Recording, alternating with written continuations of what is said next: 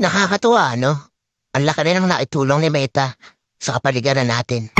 Lalo na tuwing umaga, wala ka na halos makita ang mga chismosa na nakatumpok dyan sa labas ng bahay niyo. Halos bihira na nga rin silang tumumpok dyan eh. Paano kasi?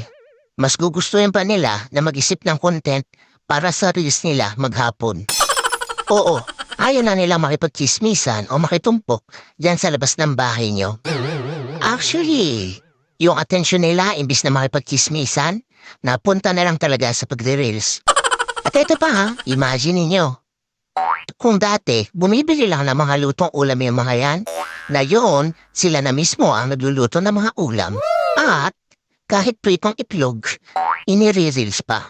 Ganon kahusay si Meta. At ito ang pinakamalupit. Kung dati yung asawa mo tinatalakan ka sa tuwing uuwi ka, ngayon, hindi mo na makausap.